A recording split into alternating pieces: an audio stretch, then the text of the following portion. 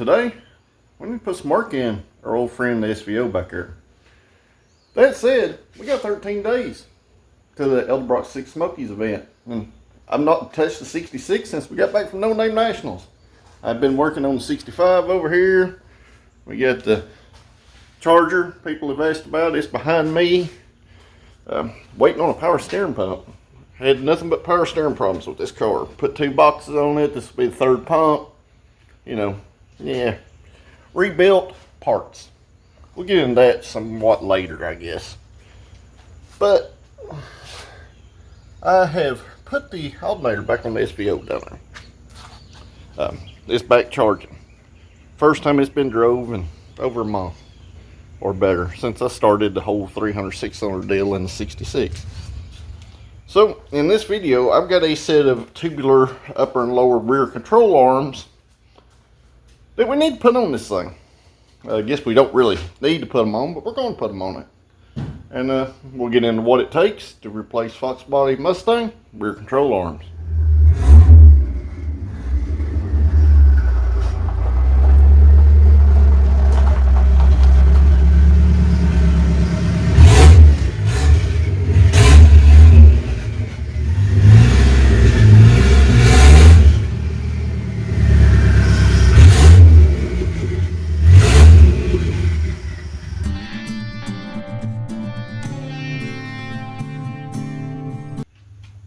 Well, the first thing you're going to want to do is remove your wheels. You don't really have to on a Fox Body, but it will make things a lot easier. And it might help if you use the right size socket too.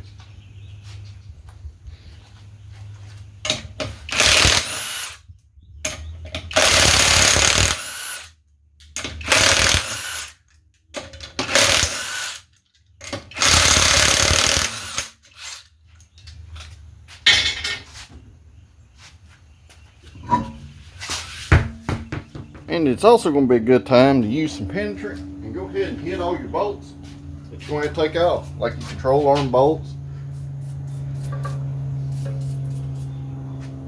your shock bolts, because it ain't going to hurt anything, but it can sure help a whole lot. So, like I said, guys, if your Fox Body's kind of crusty, kind of like the SVO is underneath, it's not rusty, but it's got some surfacey stuff where it's sat a bunch of years, just go ahead and spray everything. I've not had the control arms off of this car. I've had the rears loose because we put these coilovers in it a while back, if you remember. They seem to be holding up pretty well, so that's next time we're going to upgrade these control arms, which you can see they're the originals.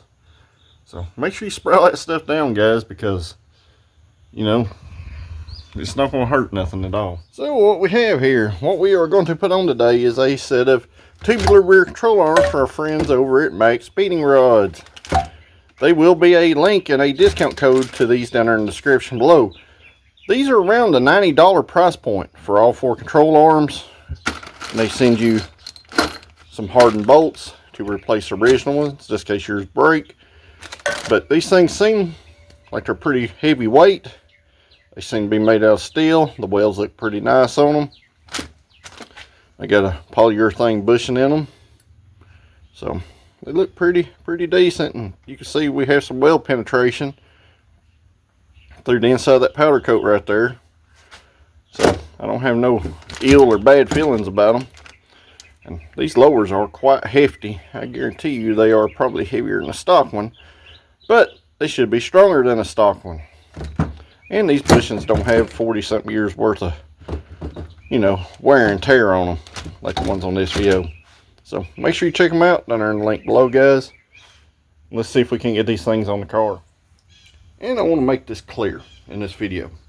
This style of control arm is not for a drag race application or a, you know, a street strip car, right? These style control arms are for a street car or for a handling style car, because with the poly bushings, they do induce a little bit of bind, and that's something you don't want in a drag racing application. But for something like the SVO that's meant to go in the corners, they'll work just fine. So let's start tearing this thing down and see how many bolts we break off. And this is also part of the video. I should also tell you that you don't have to have a lift to do this job. It just makes it easier for me to show you guys how to do it. You can do this by supporting the rear torque boxes with some tall jack stands and using a floor jack to manipulate the rear end up and down. I've done it that way many times, but just make sure you're safe about it. You know, use your own safety precautions. But let's get to it.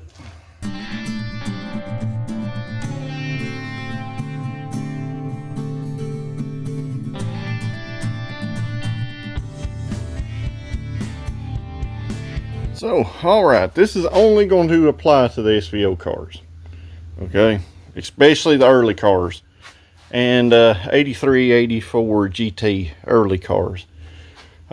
You will have a slapper bar. This is what they call a slapper bar.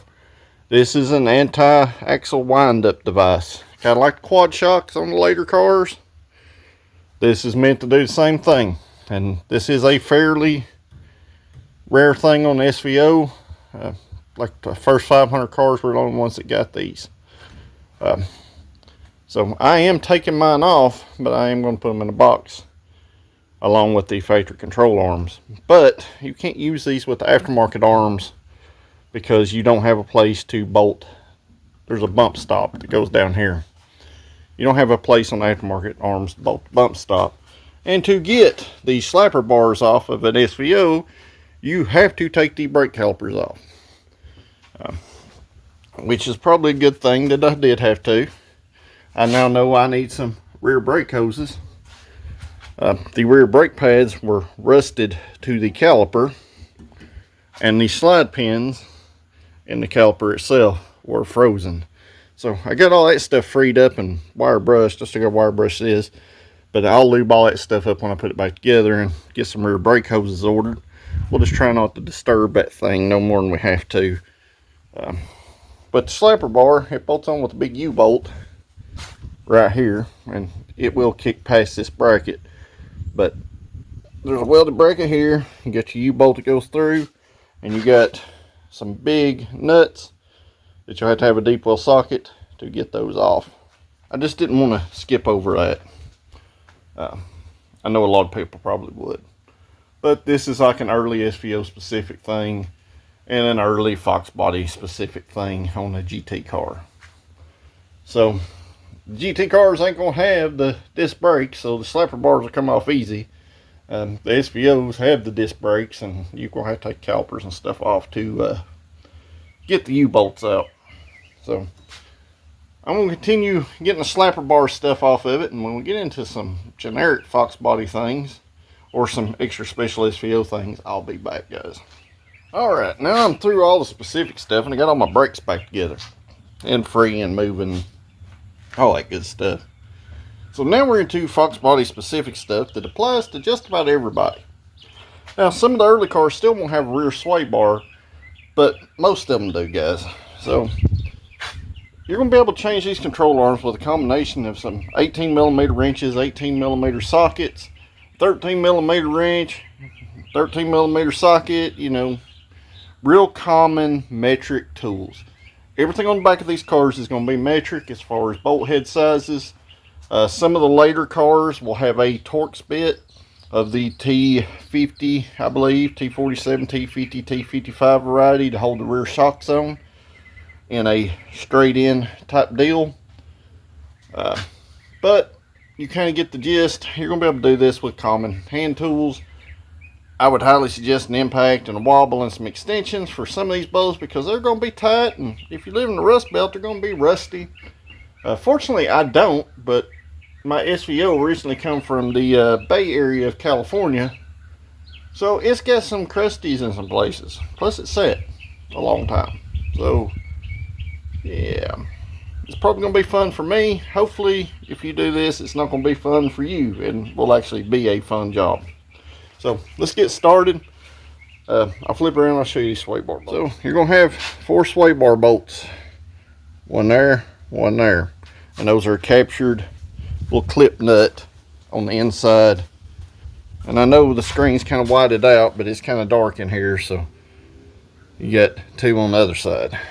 So you're gonna have, like I said, you got 2 little clip nuts on the inside right there. Make sure you spray them good with penetrating oil. Let them soak for a little while. Now, you may have to use a little heat sometimes. But let's get this thing off here and I'll be back. There comes a point where you regret your life choices. Yeah, sway bar bolt broke off in the sway bar, and the end of the bolt passes through the control arm. Okay, this is the dead part of it. If they break off, you're going to have to cut it off. Yeah. Alright guys, and now's going to be the time that if you're on jack stands on the ground, you want to support that rear end with floor jack. Or if you're up in the air like I am, you need a pole jack such as so.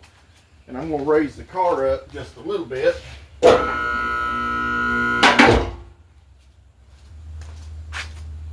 And you want to support the rear end assembly, because the next thing we're going to do, we're going to take these lower shock bolts loose right here, and we're going to release the springs and get them out, and then we'll start taking control arms off.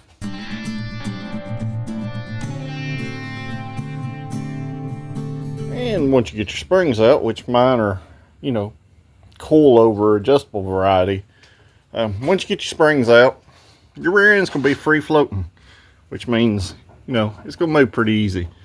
I like to bring it back up just a touch with the pole jack or a floor jack to kind of keep it in the neutral position.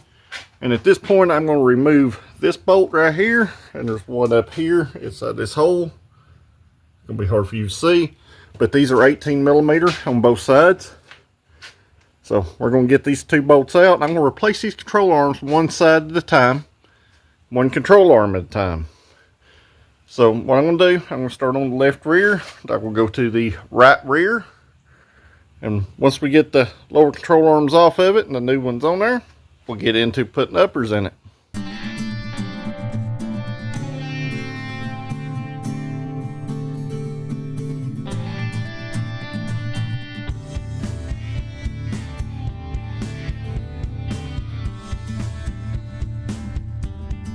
All right.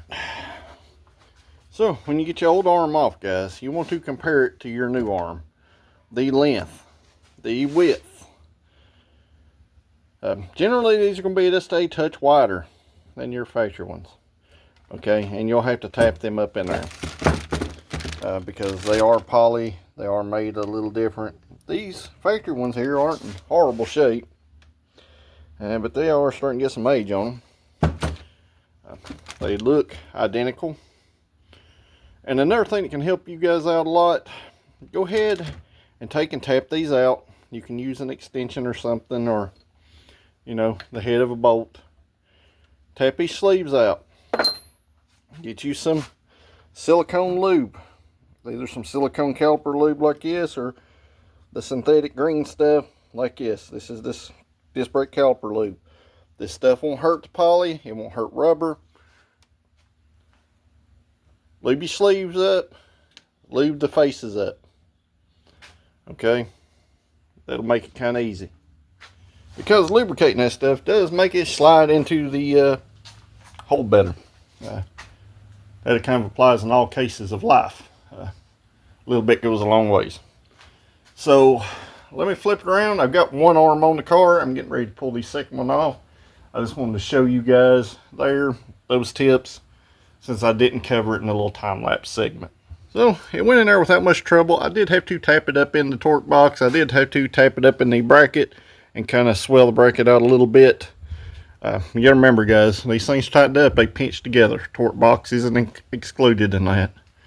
I did use the bolts that they sent, which are a 10.9 grade, and these also have the correct 18 millimeter head as factory on each side, and a nylock nut on the nut side. So got one on, just gotta get the other one on, and then we can move to the uppers, which are quite a bit more fun on these, but we'll do the easy ones first.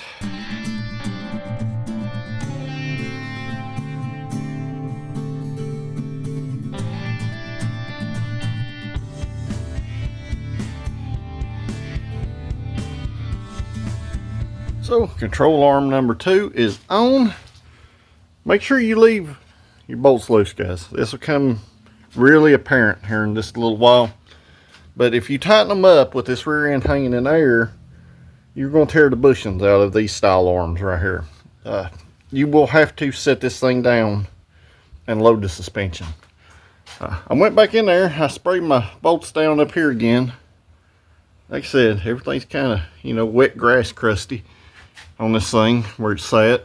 So the big thing with these, you're going to get these out. You know what I mean? Hopefully the bushings in the rear end are in decent shape, because if you got to change those are absolutely no fun to change. So we're going to hope ours are alright, because I didn't get none.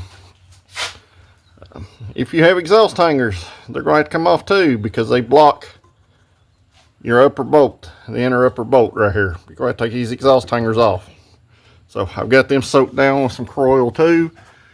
I'm going to let them sit for a little while, and then when it comes time to get this stuff out of here, guys, I'll be back. And car sitting crusties are something everybody that deals with old car more than likely will have to deal with one time or other. You northern guys, this is something normal to you and something you deal with every day. This is a very light case of the crusties for you guys.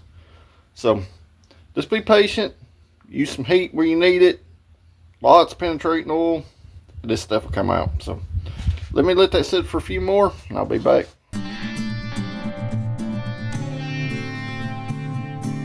All right, when you get your upper off, you want to inspect this bushing, make sure it's in good shape. This one is in fairly good shape for one of these, especially being original bushings. They just now starting to get a little dry crack around the edge, but they're not all busted up or tore up. It's also a good time to inspect your upper torque box and make sure it's not pulling away from anything. Usually you're not going to see that on a 4-cylinder turbo car, but a big power V8 stick car, you will see torque boxes start to tear out. Once again, compare your lengths to your old and your new. Compare your widths. Knock these out, lube these up. Lube the inside of this one. That way it helps it slide down on your bushing. As you can see, these are going to be quite a bit stiffer than the original ones that are just a stamped C channel. I can actually flex these lightly with my hand. So this will help definitely in a handling situation. So let's get these things lubed up and on the car. All right, guys, this is going to be a little crooked, a little dark.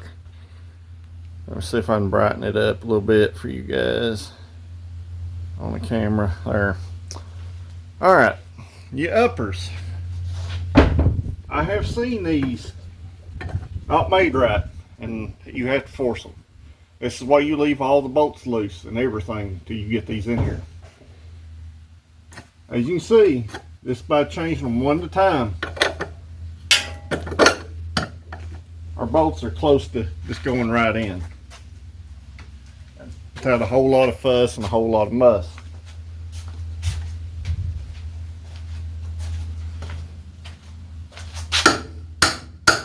So what you gotta keep in mind, you're going to want to beat that through there, and sometimes that just ain't going to be the case. So what you need to do is come back here on this back side and see where the other side of this hole's at, and we're pretty close. But sometimes these aftermarket arms, guys, you have to might have to stick a pry bar in here and kind of tweak it a little bit, because those poly bushings are extra stiff and you don't have the flex that you do with a factory style rubber bushing up there.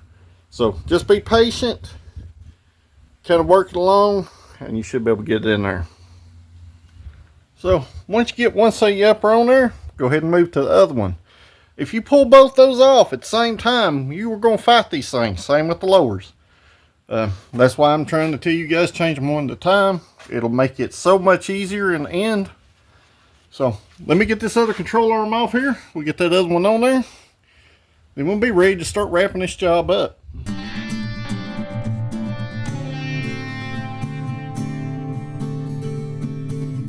And right here is one of those good cases Why tell you guys, like I said, do these one at a time.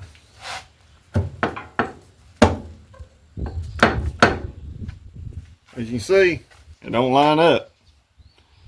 It's not the control arm's fault, because from the factory, what happens is these rubber bushings over time, they relax the way your front end's set up. And I see the camera just fail. So what happens, these factory rubber bushings, they relax over time, and this rear end kind of shifts, and these torque boxes shift in the sheet metal. So we're starting off with something that's a lot more dense. This would be the equivalent of something new. So what we're going to have to do, we're going to have to try to get it on there. And there's a few different ways you can do it. You could try on that control arm, or we can try to move the rear end over. And as you can see, that's pretty easily manipulated.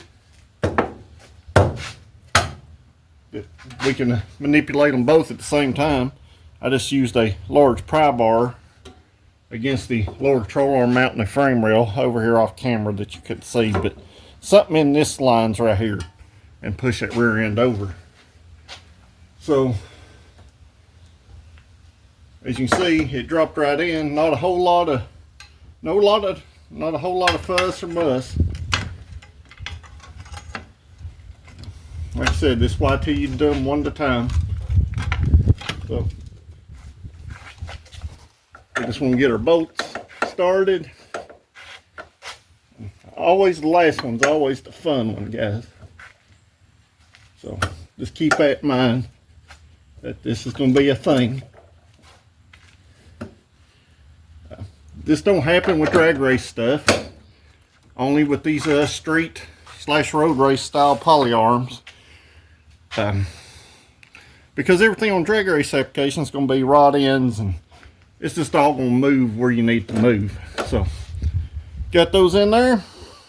I need to get the nuts started on the back side, and then we can put the springs in it, the shocks back on it, figure out a rear sway bar situation, since we have one with a broke off bolt in it, and we can go from there.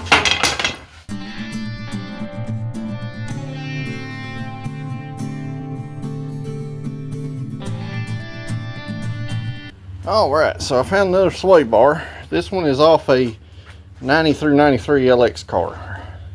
It is a 21 millimeter rear bar, whereas the factory rear SVO bar is 17 millimeter.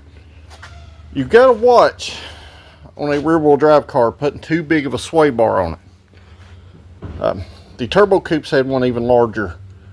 I believe they were 24 millimeter on the rear, and an even larger front bar than the SVO had. But if you put too big of a bar on the rear and make it too stiff in the back, it's going to want to run the rear end out from under the car. So make sure, if you're going to upgrade this like I am, I'm doing it out of necessity, just where I don't have to hunt a nut clip and, you know, do a bunch of cutting. I'm going to try this 21 millimeter bar and our control arms here in just a little while. So let's get that bar on there. I'm not going to clean it up or paint it, guys. When it comes down to it, the car really needs a full restoration, and it's more of a fun project for me. That's why I didn't clean the rear end up, paint it, because, you know, it's a 7.5. So I'm gonna get that sway bar on there and we can go from there.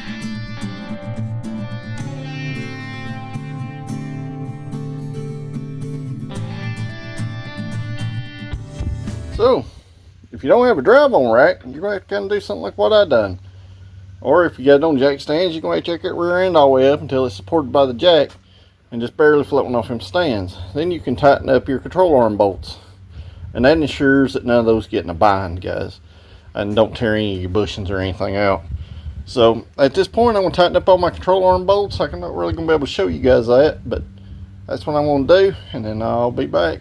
Well, got all our bolts torqued, and one thing I forgot to mention, guys, I had to move the captured nuts on the sway bar to the opposite side and put the bolts in from the inside out on these control arms. Just the difference in the offset of the mounting plates versus the factory.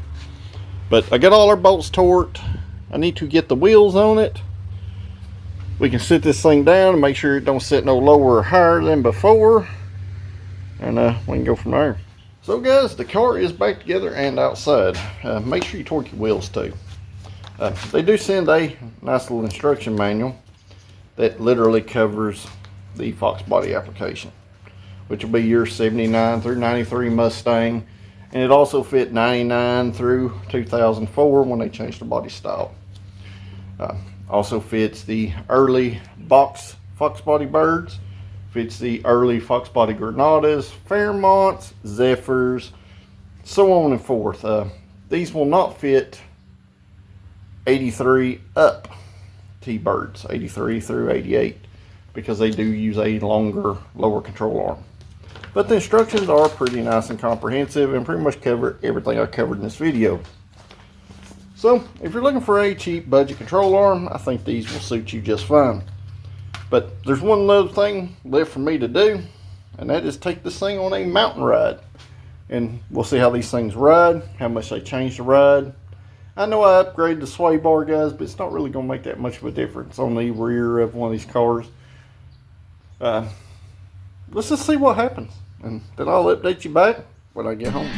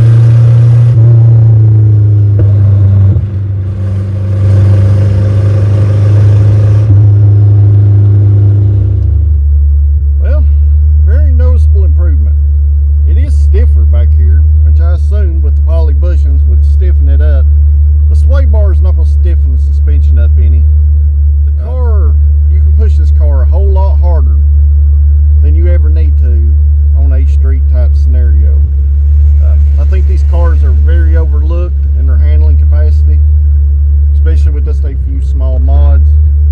And everything I've done has been budget mods so far.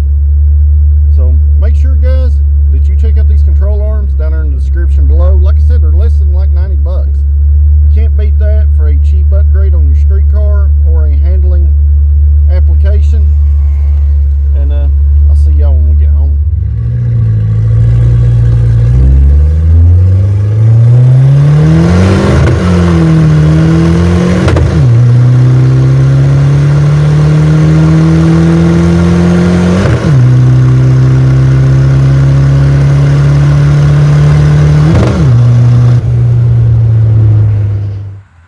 Buy a turbo Ford, they said. It'll be fun, they said. I give 2 guesses what happened. Yeah, that's antifreeze. Yep. I don't know why it would pressurize the cooling system. Do you? Well, I made it home. I don't know how. It's been sitting here a little while. I don't know if it's still steaming out the dipstick or not, but she's milky. When I first got here, it was blowing smoke out of the dipstick, and of course it's hot, you know. I just let it run a few seconds, shut it off method the whole way home. So I guess I'm gonna have to let this thing cool off. And yeah, brand new motor. Gonna have to tear it down and put a head gasket in, I guess. Turbo Ford life. So guys, like I said, happy with the control arms, not happy with the car itself. In all seriousness, this is Turbo Ford life right here. That's why I made the joke earlier in this video about jack stands. You get 1 to 2 days of enjoyment out of one of these things before something happens and it tears up, and yeah, then you have to work on it again. So if you hate money and love working on stuff, I get a Turbo Ford. That's it, guys. Enough joking around. I'm gonna leave this video off here. So if you like these kind of videos, make sure you hit that like button, share it with your friends. If you're not a subscriber, hit that subscribe button, because it does help the channel to grow, and it does kind of help me fix some of this stuff sometimes. If you are a subscriber, I greatly appreciate you guys, and I look forward to everybody's comments down below. So until next video, thanks for watching. I'll see you at the next one.